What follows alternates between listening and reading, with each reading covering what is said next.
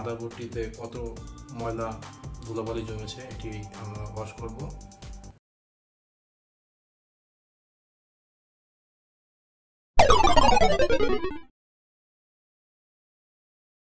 তো এখানে তো এটি ওয়াশ করতে হবে, পুরো ফুল ওয়াশ করা আমাদের হয়ে যাবে এভাবে করলেই। আমি এটি প্রথমে ধুলাবালি পরিষ্কার করার জন্য একটি ব্রাশ দিয়ে এটি ওয়াশ করলাম। দেন আমি এখানে থিনার ইউজ করব।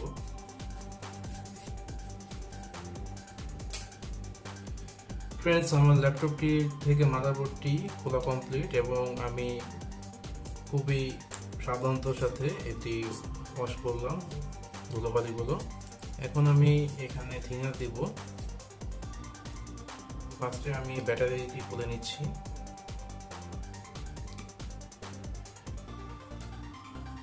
দেন থিনার,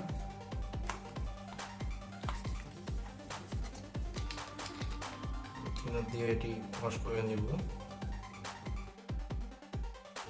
খুব সামান্য পরিমাণে থিনার নিতে হবে।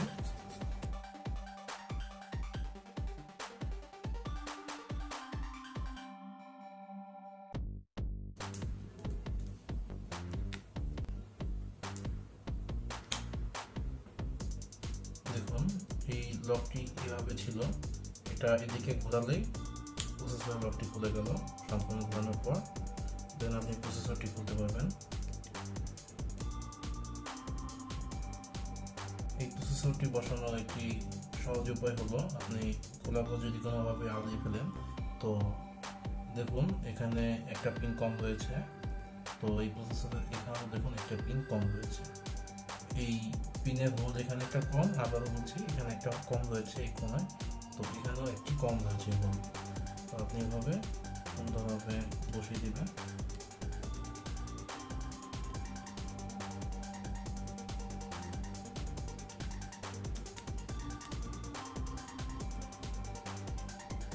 ফ্রেন্ডস, আমার মাদারবোর্ডটি থিনার দিয়ে ওয়াশ করা কমপ্লিট। এখন আমাকে 10 থেকে 15 মিনিট রেখে দিতে হবে এভাবে ফ্যানের বাতাসে। তো দেখা হচ্ছে 10 মিনিট পর।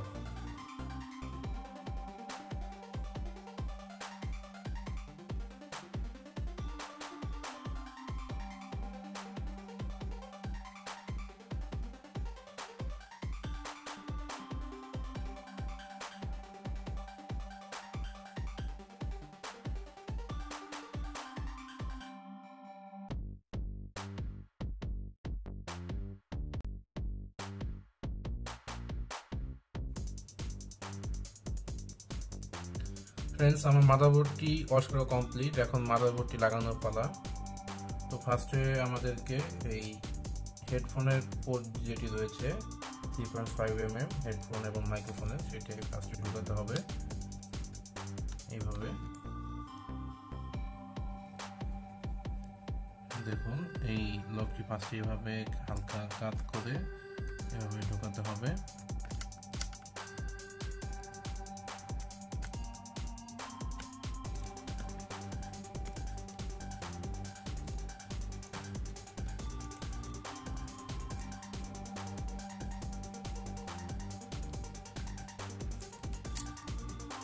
আমাদেরকে এই ব্যাটারির পোর্টটি লাগিয়ে নিতে হবে। দেখুন আমি ব্যাটারি পোর্টটি লাগিয়ে নিয়েছি। ব্যাটারিটি এভাবে বসালাম। দেন এই পাশে হালকা করে চাপ দিতে হবে। তো আমার মাদারবোর্ডটি বসে গেল। এখন আমাকে মাদারবোর্ডের স্ক্রুগুলো লাগাতে হবে।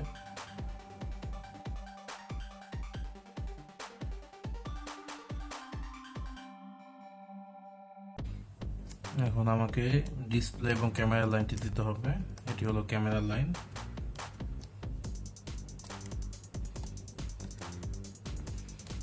এবং এটি হলো ডিসপ্লে লাইন।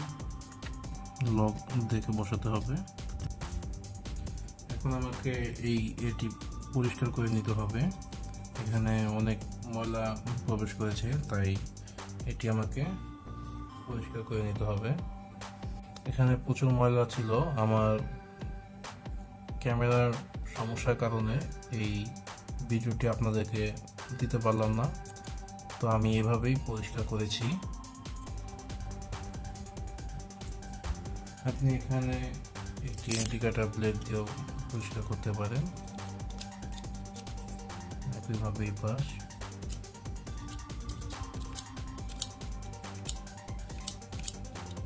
দেন ব্রাশ দিয়ে পরিষ্কার করবেন।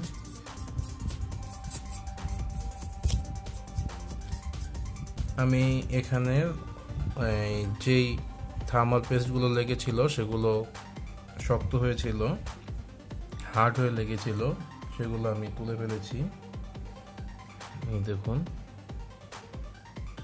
আমি এখানে নতুন থার্মাল পেস্ট দিব।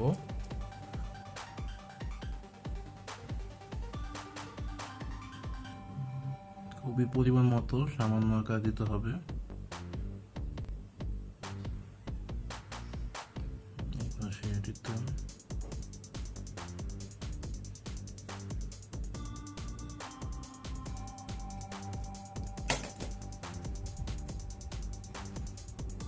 আমি এটি বসিয়ে দেব এখন।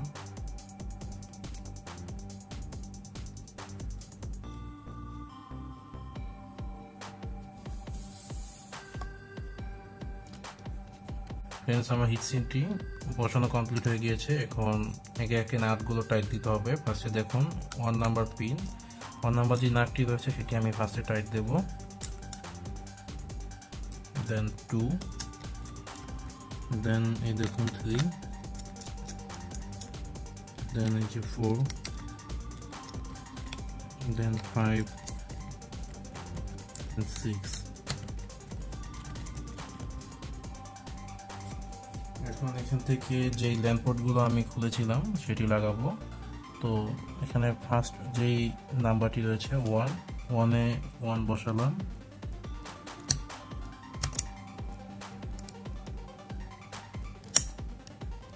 এভাবে হালকা করে চাপ দিতে হবে। দেন বলেছিলাম যে 2 নাম্বারে 3 হবে এবং 3-তে 2 হবে।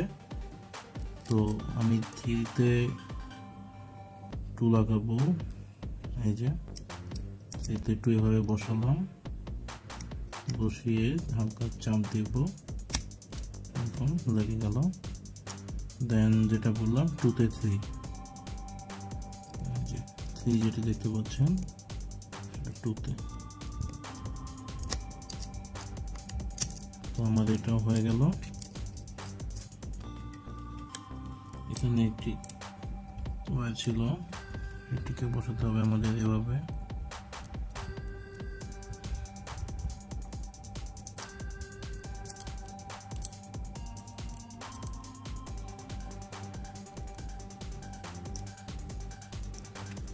দেন এখন আমি এটি সুন্দরভাবে বসিয়ে দেব। এই পাশে একটি রয়েছে লাইন, সেটি লাগাতে হবে। মূলত আমার স্পিকারের কানেকশনটি ছিল এখানে 4 পিন।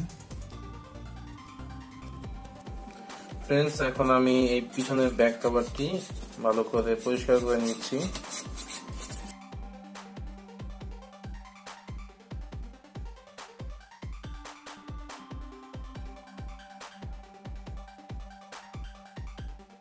এটি আমাদের স্পিকারের পোর্ট। এখানে থার্মাল পেস্ট দিচ্ছি অল্প। তো এখন দেখুন, পিছন থেকে আমাকে বিজিএ পোর্টটি আগে ঢুকিয়ে নিতে হবে। বিজিএ পোর্ট, এই পোর্টগুলো আমাকে আগে ঢুকিয়ে নিতে হবে।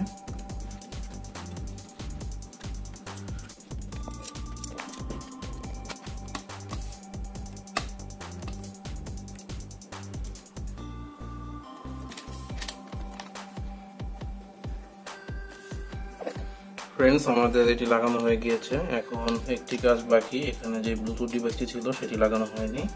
তো আমি এখন এই ব্লুটুথ ডিভাইসটি লাগাচ্ছি।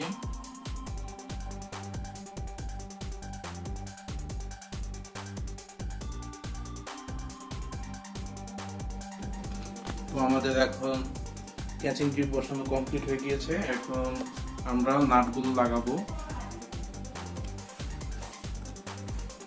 তো প্রথমেই আমরা পিছনের নাটগুলো লাগাচ্ছি।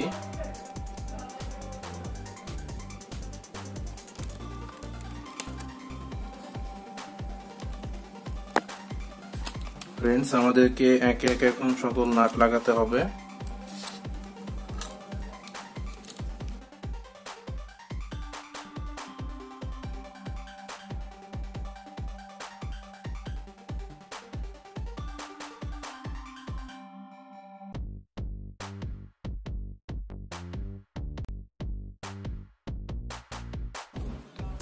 আমরা এখন কুলিং ফ্যানটি লাগাবো।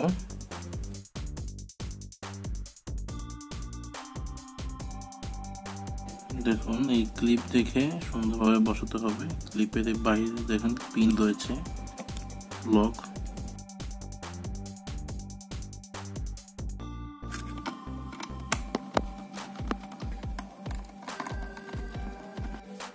ফ্রেন্ডস, আমাদের এখন র্যামগুলো লাগাতে হবে। তো র্যাম লাগানোর আগে আমাদের র্যামগুলো একবার রাবার দিয়ে পুছে নিতে হবে।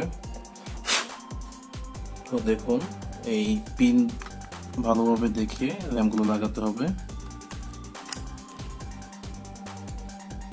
একইভাবে এটিও রাবার দিয়ে পুছে নিব।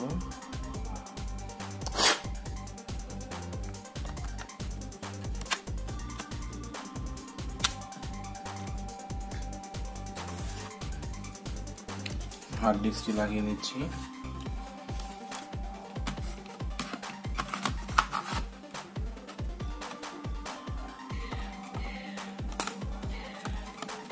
এসএসডি কার্ডের টিও একইভাবে আমরা ঘষে নিব রাবার দিয়ে। দেন এখন বসিয়ে দেওয়ার পালা। আমাদেরকে এখন কিবোর্ডের লাইনটি দিয়ে দেখতে হবে। আমাদের এখানে সকল নাট লাগানো কমপ্লিট হয়ে গিয়েছে পিছনের অংশে। ফ্রেন্ডস, কভারটি লাগিয়ে নিচ্ছি। এখন আমাদেরকে সামনের কিবোর্ডটি খুলে এখানে কিবোর্ডের লাইন দিতে হবে।